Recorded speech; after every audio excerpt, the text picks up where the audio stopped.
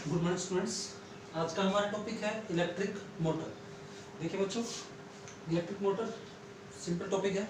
इस पे हम बात करेंगे, डिस्कस करेंगे कि इलेक्ट्रिक मोटर का प्रिंसिपल क्या है, कैसे ये वर्क करती है, यानी कि working of an electric motor, कौन कौन से इसके अंदर मेन पार्ट्स, इसकी कंस्ट्रक्शन में हम डिस्कस करेंगे, कौन कौन से इसके मेन पार्ट्स हैं और उन पार्ट्स का क्या क्या फंक्शन। तो सबसे पहले हम बात करेंगे कि इलेक्ट्रिक मोटर होता क्या है। तो देखिए इलेक्ट्रिक मोटर क्या है। Electric motor is a device which is used to convert electrical energy into mechanical energy. एक ऐसा डिवाइस होता है जो इलेक्ट्रिकल एनर्जी को मैकेनिकल एनर्जी में कन्वर्ट करता है। और इलेक्ट्रिक मोटर जो हम सब ने देखी हुई भी है, कैसी होती है इलेक्ट्रिक मोटर, हम सब इससे फेमिलियर हैं। तो पहले हम डेफिनेशन पे गौर करें कि इलेक्ट्रिक मोटर की डेफिनेशन क्या है। Electric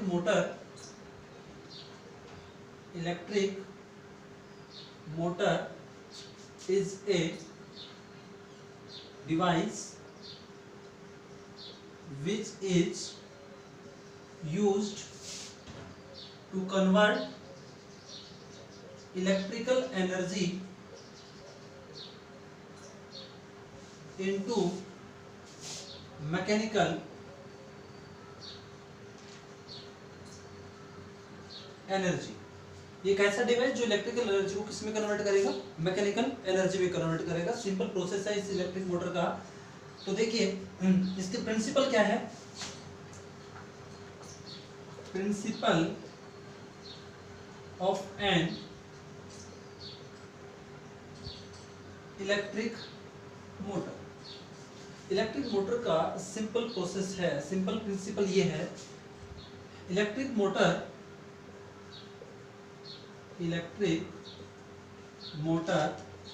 is based on the fact that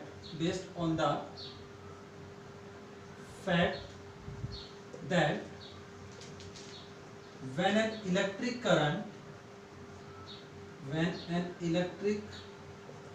current is passed through the coil which is placed perpendicular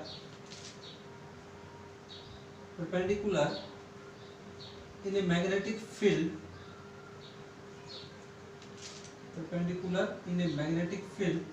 it experience a force।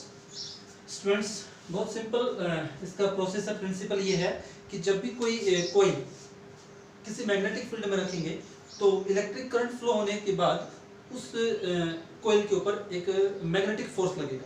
ठीक है, ये टॉपिक हम इससे पहले हम पढ़ भी चुके हैं इस चीज को पीछे वाले टॉपिक में कि when A current carrying conductor is placed in a magnetic field it experience a force. उसके ऊपर फोर्स कैसे लगता है, उस फोर्स की डायरेक्शन क्या होती है और उस फोर्स की डायरेक्शन का पता करने के लिए हम कौन सा रूल उस पर अप्लाई करते हैं।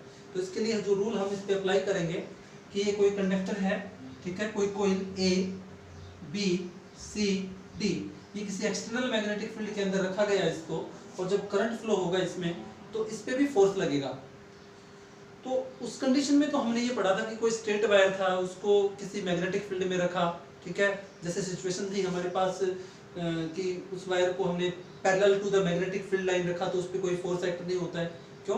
क्योंकि वहाँ पे डायरेक्शन ऑफ इलेक्ट्रिक करंट और मैग्नेटिक फील्ड की डायरेक्शन के बीच में एंगल 0 होता है, तो वायर के ऊपर कोई फोर्स नहीं लगेगा, चाहे वो उस पर करंट फ्लो हो तो कोई फोर्स नहीं लगता है, वो किसी भी तरफ मूव नहीं करेगा।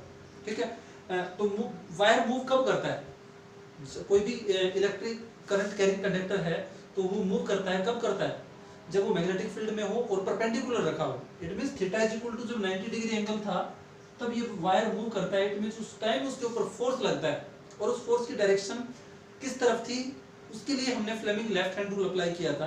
तो हमें पता चलता है कि वायर के ऊपर फोर्स लगता है कब, जब मैग्नेटिक फील्ड में रखें और वायर में करंट फ्लो हो और वायर का किस सिचुएशन में हो, 90 डिग्री मैग्नेटिक फील्ड के साथ परपेंडिकुलर हो। ठीक, तब जो फोर्स निकला था हमारे पास, वो फोर्स निकला था F is equal to IBL, ये फोर्स निकला था। तो एंगल यहाँ पे था कुछ sine theta, theta is equal to 90 degree, यानी कि मैक्सिमम फोर्स की कैलकुलेशन यहाँ से होती थी। उसी फॉर्म में यहाँ पे ये है कि उस वायर को हमने क्या किया, एक शेप चेंज किया, शेप कन्वर्ट करके हमने उसको कुछ रेक्टेंगुलर शेप में वायर को कन्वर्ट किया, ठीक है। उससे एक कोइल बनाई गई। कोइल कैसे बनी, ये एक आर्मेचर कोइल है, इसके बारे में थोड़ा समझते हैं। ये एक आर्मेचर कोइल है, ठीक है। जो आर्मेचर कोइल है, इसके लिए हमने जिस मटेरियल का यूज किया वो मटेरियल है सॉफ्ट आयरन कोर। अब एक सॉफ्ट आयरन कोर के ऊपर कॉपर वाइंडिंग की जाती है। सॉफ्ट आयरन कोर के ऊपर जब हम कॉपर की वाइंडिंग करेंगे, नंबर ऑफ टर्न्स उसके ऊपर बार बार ऐसे रोटेट करते रहेंगे तो एक कोइल बनती है, ठीक है। और ये कोइल जिसके दोनों एंड है ये, और उसको फिर हम एक एक्सटर्नल सर्किट से कनेक्ट करते हैं, फिर उस कोइल में करंट फ्लो करते हैं। तो इसके हर वायर में, यानी कि इसके हर पॉइंट के ऊपर एक मैग्नेटिक फोर्स लगेगा, और उस मैग्नेटिक फोर्स की वजह से ये कोइल रोटेट करती है, जो मोटर के अंदर लगी होती है, और इसी वजह से मोटर क्या करती है, रोटेट करेगी, और उससे कोई भी मैकेनिकल वर्क हम कर सकते हैं। तो इसका फंक्शन ये हुआ कि कोई भी इलेक्ट्रिकल मोटर, यानी कि एक ऐसा डिवाइस जो क्या करता है, जब हम उसको एक्सटर्नल सर्किट से इलेक्ट्रिक करंट प्रोवाइड करते हैं तो वो इलेक्ट्रिकल एनर्जी कन्वर्ट होती है मैकेनिकल एनर्जी में। सीधा सिंपल प्रोसेस ये है कि when an electric current is passed through the coil placed in a magnetic field perpendicular to the magnetic field, it experience a force. ये सिंपल इसका process है, ये इसका प्रिंसिपल है, आप इसे जरूर याद कर लें, ठीक है। तो अब हम बात करते हैं इसकी कंस्ट्रक्शन की। Construction of an electric motor, construction of an electric motor, electric motor की कंस्ट्रक्शन कैसी होती है, उसके बाद हम बात करेंगे इसकी वर्किंग पे। तो देखिए, इलेक्ट्रिक मोटर की कंस्ट्रक्शन समझने के लिए हम इसके मेन पार्ट्स देखते हैं कि इलेक्ट्रिक मोटर के अंदर कौन से मेन पार्ट्स हैं। तो सबसे पहले आप बात करें, आर्मेचर कोइल है इसके अंदर, आर्मेचर कोइल ABCD, ठीक है। सेकंड, एक स्ट्रॉन्ग मैग्नेटिक फील्ड के अंदर ये आर्मेचर कोइल रखी होती है, तो हमें चाहिएगा इसके लिए स्ट्रॉन्ग मैग्नेटिक फील्ड। तीसरा मेन पॉइंट है इसका split ring, split ring R1 and R2, जिसको कोम्यूटेटर भी बोलते हैं, कोम्यूटेटर, ठीक है। Fourth point, carbon brush, carbon brushes जो है B1 एंड B2, और फिफ्थ पॉइंट होगा कंस्ट्रक्शन के लिए बैटरी, ठीक है। अब हम एक एक पॉइंट को थोड़ा डिस्कस कर लेते हैं। जैसे ये हो गया आपके पास एक आर्मेचर कोइल ABCD, एक रेक्टेंगुलर शेप के अंदर एक सॉफ्ट आयरन कोर। इसमें थोड़ा डिस्कस करें, जैसे आर्मेचर कोइल किसकी बनी होती है। आर्मेचर कोइल इस डायग्राम में आप देखेंगे ABCD एक आर्मेचर कोइल है, ये बनी होती है सॉफ्ट आयरन कोर के ऊपर। हम क्या करते हैं, number of turns copper wire की वाइंडिंग की जाती है, यानी कि कॉपर वायर को बार बार उसके ऊपर लपेटा जाता है, जिससे नंबर ऑफ टर्न्स इंक्रीज होंगे, ठीक है। तो नंबर ऑफ टर्न्स इंक्रीज होंगे उस वायर के ऊपर, तो एक कोइल बनती है, और कोइल के जो दोनों एंड हैं, दोनों जो वायर हैं, उसको फिर हम एक एक्सटर्नल सर्किट से कनेक्ट करते हैं, फिर उस कोइल में करंट फ्लो करते हैं। ये जो प्रोसेस है इसे हम बोलेंगे आर्मेचर कोइल। और ये किसके ऊपर होती है, ये एक सॉफ्ट आयरन कोर पे होती है, सॉफ्ट आयरन कोर। और इस सॉफ्ट आयरन कोर का यूज हम एज इलेक्ट्रोमैग्नेट बनाने के लिए भी करते हैं, ठीक है। उसके बाद हम बात करते हैं strong magnetic field. Strong magnetic field it means जो आर्मेचर कोइल बनाई गई है रेक्टेंगुलर शेप में ABCD, इसको हमें प्लेस करना है किसी स्ट्रॉन्ग मैग्नेटिक फील्ड के बीच में, ठीक है। जहाँ पे मैग्नेटिक फील्ड हो, यानी कि नॉर्थ पोल हो गया इधर, साउथ पोल हो गया, तो हमेशा जो मैग्नेटिक फील्ड की डायरेक्शन होती है वो ये होती है, नॉर्थ टू साउथ। और इस मैग्नेटिक फील्ड में हमने इस आर्मेचर कोइल को रख दिया है, ठीक है। तो आर्मेचर कोइल को इस मैग्नेटिक फील्ड में रखा है, तो ये स्ट्रॉन्ग मैग्नेटिक फील्ड है। यानी कि स्ट्रॉन्ग मैग्नेटिक फील्ड प्रोवाइड करने के लिए या तो आप इसकी जगह इलेक्ट्रोमैग्नेट का यूज करें या फिर परमानेंट मैग्नेट यूज करें, ठीक है। परमानेंट मैग्नेट भी रखी जा सकती हैं दोनों साइड, और उसके बीच में मैग्नेटिक आर्मेचर कोइल होगी, ठीक, उसको कवर करने के लिए, ठीक।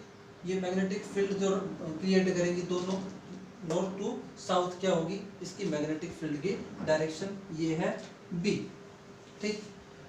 तो इसके जगह आप चाहे तो परमानेंट मैग्नेट यूज करें या फिर इलेक्ट्रोमैग्नेट भी यूज की जा सकती है। Electromagnet strong magnetic field provide करती हैं और permanent magnet weak magnetic field provide करती है एज कंपेयर टू इलेक्ट्रोमैग्नेट। ठीक है। तीसरी बात करते हैं हम स्प्लिट रिंग। स्प्लिट रिंग होती है ये जो यहाँ पे कनेक्ट है, ठीक है, ये जो यहाँ कनेक्ट है रिंग, मतलब ये कुछ इस शेप में थी, कोई शेप पहले जैसे रिंग थी, ठीक है, तो रिंग को हमने इस 2 पार्ट्स में डिवाइड किया तो ये रिंग कुछ ऐसे बनेगी डी शेप में, ठीक। तो इसके इस पार्ट को हमने यहाँ पे कनेक्ट कर दिया और एक पार्ट को हमने यहाँ कनेक्ट कर दिया। ये बीच में जो आपको नजर आ रही है एक्सल, ठीक है, जो रोटेट करता है मोटर के बीच में जो एक्सल होता है जो कंटिन्यूसली रोटेट करता है, जैसे ये एक्सल हो और ये रोटेट करे, सबने हमने देखा भी हुआ है मोटर के अंदर कैसे रोटेट करता है। और इसके ऊपर सॉफ्ट आयरन कोर के थ्रू हमने क्या की हुई होती है, अंदर की इसकी इंटरनल प्रोसेस के अंदर देखेंगे तो उसके ऊपर उसकी कॉपर वायर की बाइंडिंग की हुई होती है, ठीक है। जब ये एक्सल रोटेट करता है तो वो आर्मेचर जो कॉपर बाइंडिंग है इसके ऊपर वो भी साथ में रोटेट करता है। तो ये रिंग इस तरह से यहाँ इस एक्सल के ऊपर फिक्स कर दी जाती है, फर्मली अटैच्ड विद एक्सल।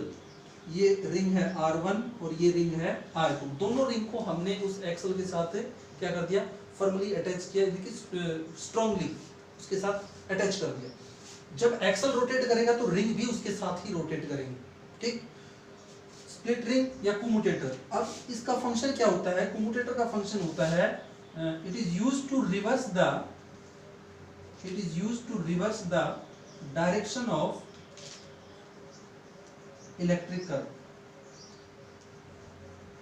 यानी कि इलेक्ट्रिक करंट के डायरेक्शन को रिवर्स करने के लिए कम्यूटेटर का यूज होगा। इसकी वर्किंग में हम इसको समझेंगे डिटेल में।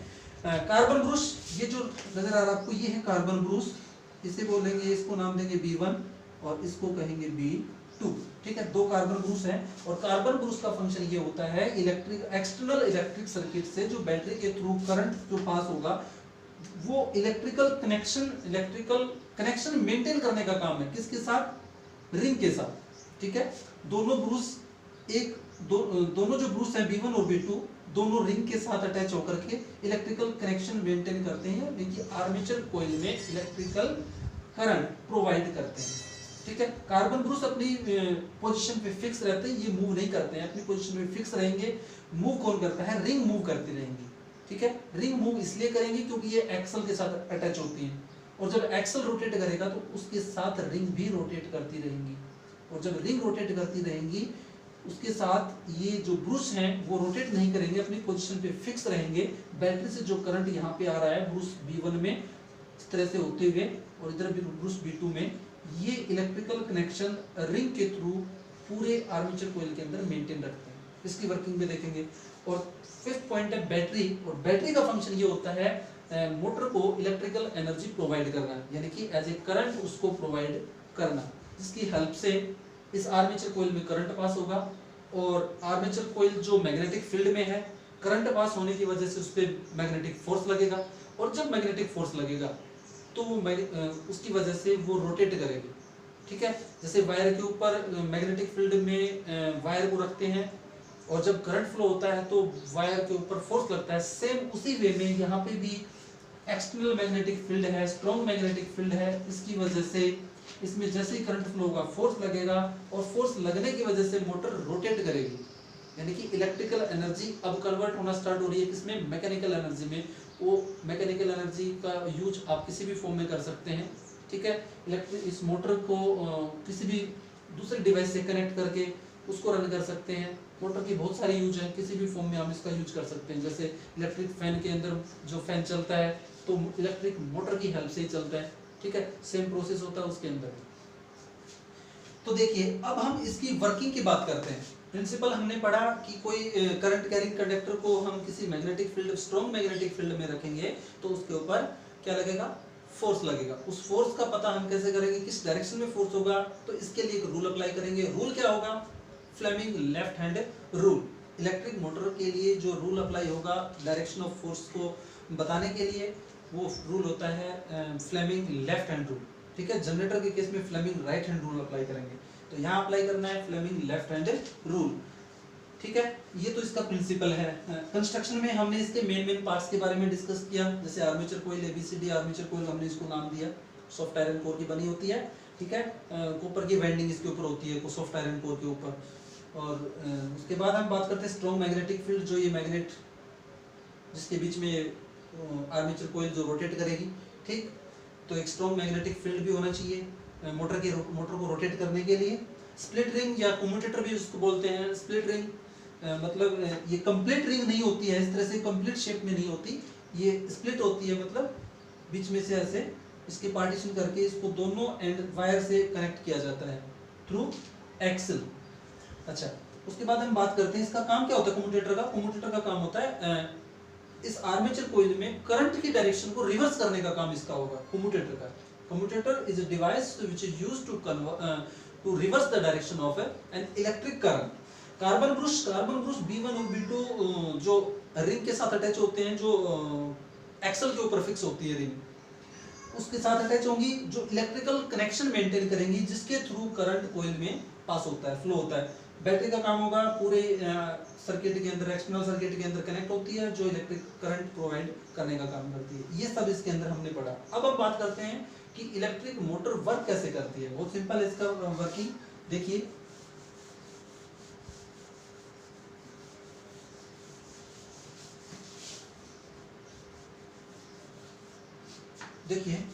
Working of an electric motor. Working of an electric motor. Electric motor work कैसे करती है, तो इसकी प्रोसेस देखते हैं हम। जैसे इलेक्ट्रिक मोटर वर्क कैसे करेगी, ये बैटरी का पॉजिटिव टर्मिनल, यहां से करंट पास होता है, जैसे स्विच ऑन करेंगे तो करंट आई इस कार्बन ब्रुश B1 के थ्रू होते हुए इस सर्किट में जाएगा, इस आर्मेचर कोइल में जाएगा, ठीक है, और ये डायरेक्शन होगी इलेक्ट्रिक करंट की। ये डायरेक्शन है इलेक्ट्रिक करंट की, A to B and C to D, और इस तरह से पूरे सर्किट में, एक्सटर्नल सर्किट में ये करंट फ्लो होता है, ठीक। ये तो है direction of an electric current. इसके लिए हम कुछ कंडीशन बनाते हैं। जैसे पहले केस में हम देखें, when the direction of an electric current is from A to B। Armature coil में हम देखें कि ये A पॉइंट है, ये B। जब डायरेक्शन ऑफ इलेक्ट्रिक करंट कैसे हो, A to B, ठीक, तो ये कोइल करंट पास होने से जो एक्सटर्नल मैग्नेटिक फील्ड में रखी हुई है, ठीक, तो ये मैग्नेटिक फील्ड की डायरेक्शन है नॉर्थ टू साउथ, जो हमेशा ऐसे ही होती है। मैग्नेटिक फील्ड हमेशा नॉर्थ से साउथ की तरफ चलता है, ठीक है, ऐसे ही इसके अंदर शो किया हुआ है। Direction of an electric current, इसी मैग्नेटिक फील्ड में ये कंडक्टर है या ये कोइल है जिसमें अब इलेक्ट्रिक करंट पास हो रहा है। तो रूल ये कहता है कि अब इस कोइल पे क्या लगेगा, फोर्स लगेगा, और फोर्स लगने की वजह से ये कोइल रोटेट करने वाली है, ठीक, रोटेट करेगी। किस डायरेक्शन में रोटेट करेगी, ये ऐसे रोटेट करती है या ऐसे रोटेट करती है, वो डिपेंड करता है डायरेक्शन ऑफ इलेक्ट्रिक करंट पे, किस डायरेक्शन में हमने इलेक्ट्रिक करंट दिया। जैसे यहाँ पे हमने हमारे जो करंट की डायरेक्शन है वो रखी है A to B, ठीक है। इस कोइल में आप देखेंगे, इस वाले पार्ट में, AB पार्ट में देखेंगे करंट, आप देखें तो A से B जा रहा है। CD में देखें तो आप करंट C to D आ रहा है, मतलब इधर ऊपर जा रहा है और इधर से नीचे आ रहा है, ठीक है। तो यहाँ आप अप्लाई करें कौन सा rule, Fleming left hand rule. एक बार तो अप्लाई करेंगे AB पे, दूसरी बार अप्लाई करेंगे CD पे, और फिर इसके रोटेशन की डायरेक्शन को देखेंगे किस तरफ ये रोटेट करता है, ठीक है।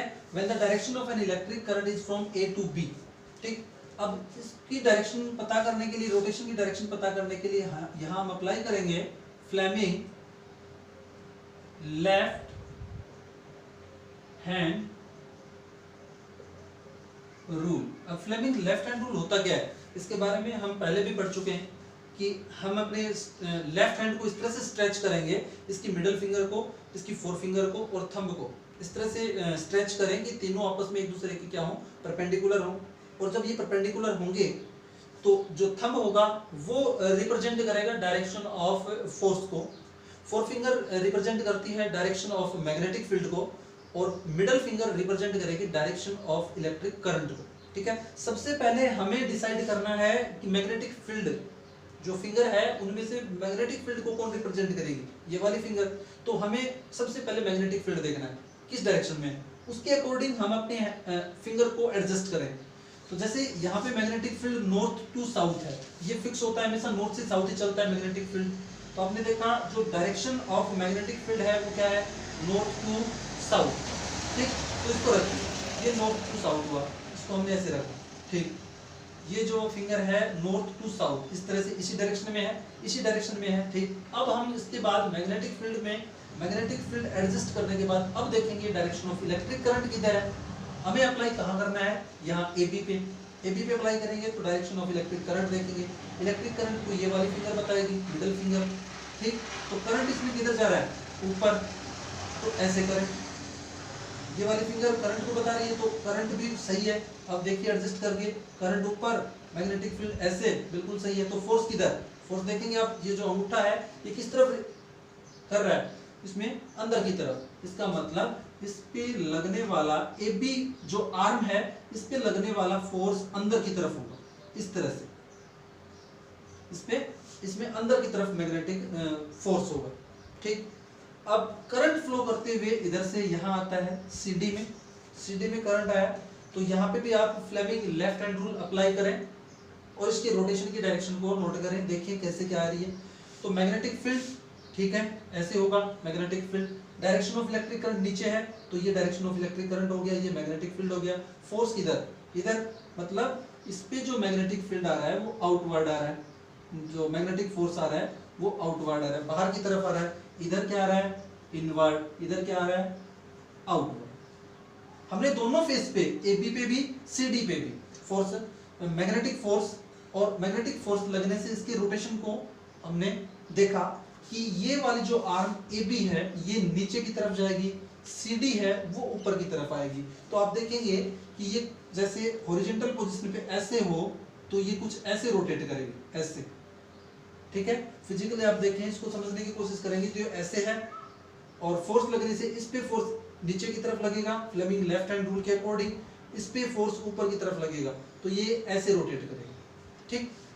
तो हमने देखा कि जब करंट के direction from point A to B देखा तो ये नीचे की तरफ, ये CD में देखा तो ऊपर की तरफ, तो इस तरह से इसमें रोटेशन होगा, यहां तक पता चला। ये हॉरिजॉन्टल पोजीशन में इसको देखें।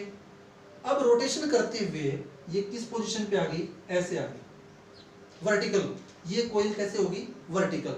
जब इसकी पोजीशन वर्टिकल होती है, जब इसकी पोजीशन हॉरिजॉन्टल थी पहले और जब इसकी पोजीशन वर्टिकल होती है, इसको मैं दूसरे एग्जांपल से समझाऊं आपको। सपोज करो कि ये कोई कोइल है, इसका ये वाला पॉइंट है A, ये B, ये C, ये D, इस डायग्राम के अकॉर्डिंग इस पे फोर्स लगा नीचे की तरफ, तो ये ऐसे रोटेट करेगी, ऐसे, इस तरह से रोटेट करती जाएगी।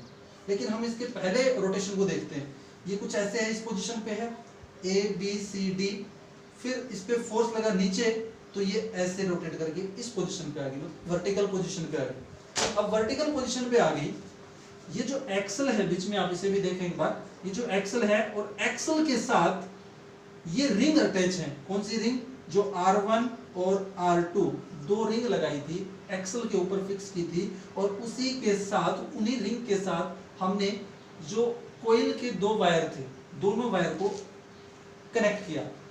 एक वायर को कनेक्ट किया हमने R1 से, दूसरे वायर को कनेक्ट किया R2 रिंग से। दोनों रिंग से इसको कनेक्ट करने के बाद जब एक्सल रोटेट करता है, एक्सल रोटेट करेगा तो रिंग भी रोटेट करेगी, ब्रूसेस रोटेट नहीं करेंगे, अपनी पोजीशन पे फिक्स रहेंगे। ब्रूस अपनी पोजीशन पे फिक्स रहेंगे। सिर्फ रोटेशन को रोटेट कौन करेगा, जब ये आर्मेचर कोइल रोटेट करेगी तो एक्सल रोटेट करेगा, तो एक्सल के ऊपर ही, जैसे ये एक्सल हो, इसके ऊपर हम कुछ चीज, कुछ रिंग टाइप इस पे लगा दें, फिक्स कर दें, तो जैसे ये रोटेट करेगा तो वो रिंग भी साथ रोटेट करेगी। ऐसा ही सेम फंक्शन यहाँ पे हो रहा है। देखिए अब जो रिंग R1 है, जो यहाँ पे है, रिंग R2 यहाँ पे है।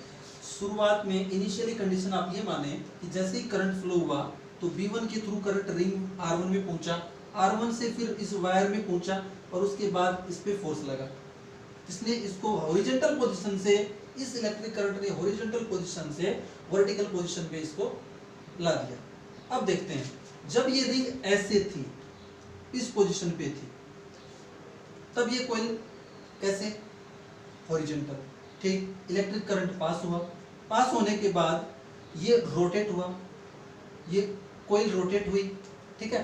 कोयल रोटेट होने के बाद ये जो रिंग इधर वाली ये R1 थी, ये वाली रिंग R2 थी, ठीक है।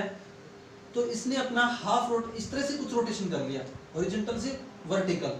तो वर्टिकल करने के बाद ये वाली रिंग इस पोजीशन पे आ गई और ये वाली रिंग इस पोजीशन पे, यानी कि R1 अब यहाँ है, R2 अब यहाँ है, ठीक है। पहले इस पोजीशन पे थी जब हॉरिजॉन्टल थी, वर्टिकल हुआ तो पोजीशन चेंज हुई, चेंज होने के बाद जो R2 रिंग थी जो रोटेट होकर के यहाँ आई और R1 रिंग थी रोटेट होकर के यहाँ आ गई।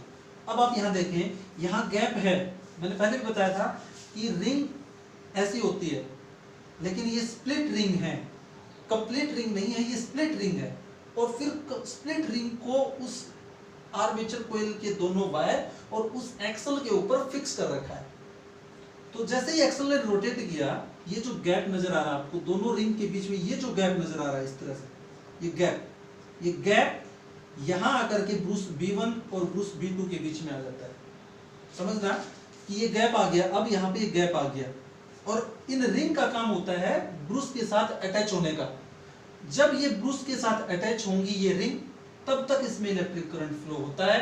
और अब ये गैप यहाँ आने के बाद ये गैप, ये वाला रोटेट होके ये गैप इधर आ गया और रोटेट होने के बाद ये वाला गैप इधर चला गया, मतलब ये गैप B1 ब्रूस के पास, ये गैप B2 ब्रूस के पास।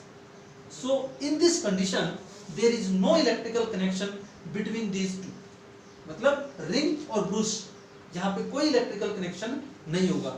यहाँ इलेक्ट्रिकल कनेक्शन ब्रेक हो जाता है और जब इलेक्ट्रिकल कनेक्शन ब्रेक होगा तो इस आर्मेचर कोयल में भी करंट फ्लो नहीं होगा। आर्मेचर कोयल में करंट फ्लो नहीं होगा तो मोटर रोटेट कैसे करेगी? ठीक, अब देखिए ये वाली सिचुएशन रहती है for a very short period of time. एक शॉर्ट पीरियड ऑफ टाइम के लिए ये सिचुएशन आती है, कब? जब ये रोटेट करता है उसी टाइम। अब देखना, इसको फिर से दोबारा समझते हैं। जब ये हॉरिजॉन्टल पोजीशन पे था तब इसमें इलेक्ट्रिक करंट फ्लो हुआ तो मैग्नेटिक फोर्स लगा, इसने इसको नीचे की तरफ पुश किया, AB नीचे CD ऊपर की तरफ आती है। ठीक, ये काम होने के बाद ये वर्टिकल पोजीशन पे आया, दोनों ब्रूस के साथ ये गैप आ गया। गैप आने का मतलब ये है कि there is no electrical connection. But ये जो आर्मेचर कोयल थी ये पहले किस कंडीशन में आ चुकी होती है? ये गैप आने से पहले ये अपने मोशन में होती है, कुछ ना कुछ इसका क्या होता है? मोशन होता है। मैग्नेटिक फोर्स की वजह से ये रोटेट करती है, इट मींस ये मोशन में होती है। ठीक है, और जब ये मोशन में होगी तो इसका मतलब ये है कि ये करंट ब्रेक होते ही, इलेक्ट्रिकल कनेक्शन ब्रेक होते ही सडनली रुक नहीं जाएगी, ये फिर भी कुछ टाइम के लिए मोशन में ही रहेगी। आप कभी भी मोटर को ऑफ करते हैं तो मोटर करंट फ्लो हो रहा है उस टाइम तक रोटेट करती है, उसको बंद करते ही तुरंत बंद नहीं होती है, वो थोड़ा सा टाइम लेकर के फिर बाद में रुकती है और तब तक इलेक्ट्रिकल कनेक्शन फिर से बन जाता है। तो देखिए यहाँ पे भी कुछ ऐसा ही होता है। 9th क्लास में हमने पढ़ा होगा law of inertia, law of inertia या Newton first law of motion. According to Newton first law of motion क्या पढ़ा था हमने कि जब कोई बॉडी मोशन में होती है तो वो कंटिन्यूअसली किस कंडीशन में रहेगी? मोशन में। और जब कोई बॉडी रेस्ट में होती है तो वो कंटिन्यूअसली किस कंडीशन में रहेगी? रेस्ट में ही रहेगी। कब तक? जब तक कोई एक्सटर्नल फोर्स उसके ऊपर अप्लाई नहीं होता है, तब तक वो अपनी उसी पोजीशन पे मेंटेन रहेगी। ठीक है, यहाँ पे भी वही अप्लाई हो रहा है। बॉडी हॉरिजॉन्टल पोजीशन पे थी, हॉरिजॉन्टल पोजीशन के बाद वो वर्टिकल पोजीशन पे आई, वर्टिकल पोजीशन पे आने के लिए वो पहले से किस कंडीशन में थी? मोशन में थी। मोशन में थी तो उस टाइम इलेक्ट्रिकल कनेक्शन भले जरूर कट ऑफ हो गया, लेकिन ये गैप जो है ये फिलअप करने के लिए क्या होगा? वो आर्मेचर कोयल का मोशन में होने की वजह से रुकी नहीं है, आर्मेचर कोयल अब भी रोटेट ही कर रही है। तो क्या होगा कि ये वाली रिंग जब आर्मेचर कोयल रोटेट करेगी तो ये कुछ इस पोजीशन पे चली जाएगी, ये वाली रिंग ये R1 है, ये कुछ इस पोजीशन पे होगी और ये कुछ इस पोजीशन पे होगी, ये R2। जब ये कुछ इस पोजीशन पे आएंगी तो ये R2 रिंग ब्रूस B1 से कनेक्ट होगी, थोड़ा इसका पार्ट, कुछ पार्ट इससे कनेक्ट होगा। ठीक है, और R1 का B2 जो ब्रूस है उससे कनेक्ट हो जाएगा। ये सिचुएशन बनते ही इसमें फिर से करंट फ्लो होगा, और जब फिर से करंट फ्लो होगा तो फिर मैग्नेटिक फोर्स लगेगा जो इसको रोटेशन देगा। मैग्नेटिक फोर्स लगेगा तो क्या होगा, वर्टिकल पोजीशन आई, अब ये इधर होगी, यानी कि ये जो CD आर्म थी ये यहाँ होगी और जो AB थी वो यहाँ होगी। पहले वाली कंडीशन में हमने क्या देखा था कि AB में करंट ऊपर था, ठीक, CD में करंट नीचे था। इस तरह जब हॉरिजॉन्टल थी, वर्टिकल हुआ, इसकी मोशन, ये लगातार मोशन में थी, गैप आया, उसकी वजह से इलेक्ट्रिक करंट भी बंद हुआ, लेकिन रोटेशन में होने की वजह से ये जो रिंग है जो कार्बन ब्रूस के साथ अटैच होती है, तो थोड़ा सा रोटेशन मिलते ही ये वाली रिंग इससे कनेक्ट हो जाती है और इधर वाली रिंग इससे कनेक्ट हो जाती है।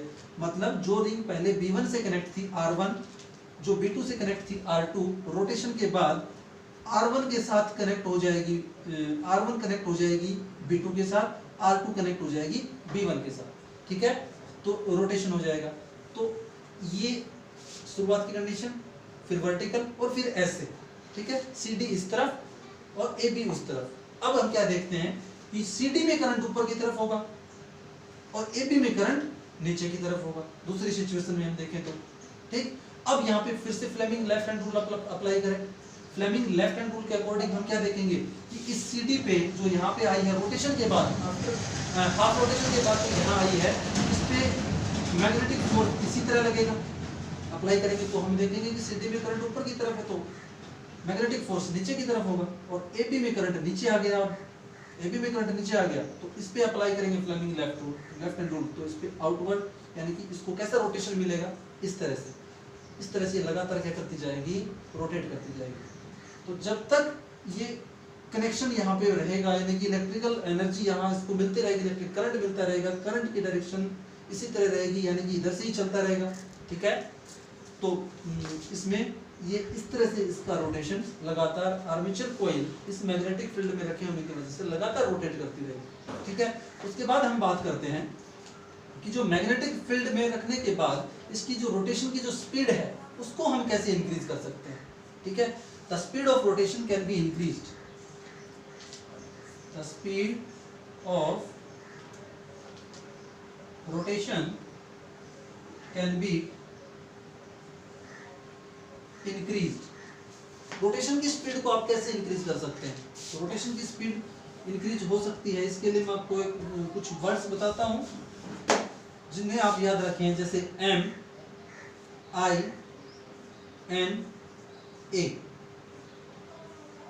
ठीक है, MINA, ये वर्ड्स याद रखें और इनका मीनिंग क्या होगा। M का मतलब होगा मैग्नेटिक फील्ड, मैग्नेटिक फील्ड, यदि हम मैग्नेटिक फील्ड इंक्रीज करें तो स्पीड ऑफ रोटेशन भी इंक्रीज होगी।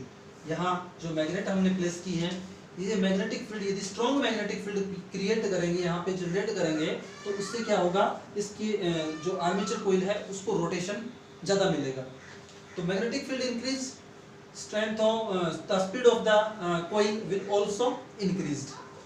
I यानी कि करंट, यदि कॉइल में हम करंट इंक्रीज करेंगे तो करंट इंक्रीज होने की वजह से इसमें क्या होगा, स्ट्रॉन्ग मैग्नेटिक फील्ड में रखा ही हुआ है तो इसको रोटेशन और ज्यादा मिलेगा, ठीक है, इसकी स्पीड ऑफ रोटेशन बढ़ेगी।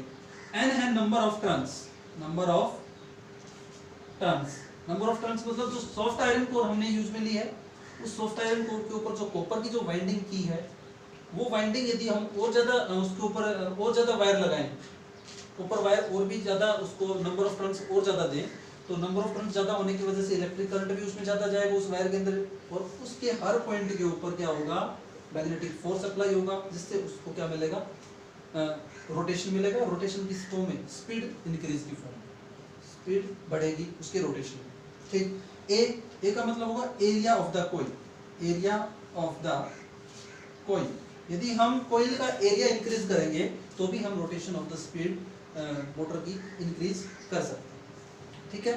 तो आपको ये प्रोसेस शायद समझ में आ गया होगा कि कैसे इलेक्ट्रिक करंट की डायरेक्शन चेंज हो रही है यहाँ पे, किसके थ्रू, कम्यूटेटर के थ्रू। एक बार इससे अटैच होता है, दूसरी बार रोटेट होने के बाद इससे अटैच होता है। आफ्टर मतलब एवरी हाफ रोटेशन के बाद direction of electric current change हो रही है, और डायरेक्शन ऑफ इलेक्ट्रिक करंट किसमें, आर्मेचर कॉइल में चेंज हो रही है।